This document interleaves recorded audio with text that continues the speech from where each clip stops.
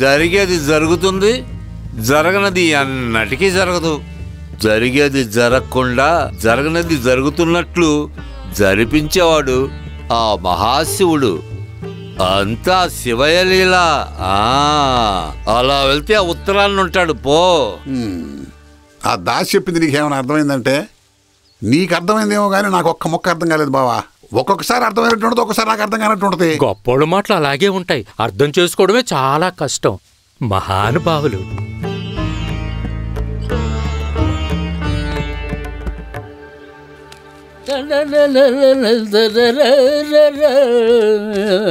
దండాలండి గుప్తా గారు.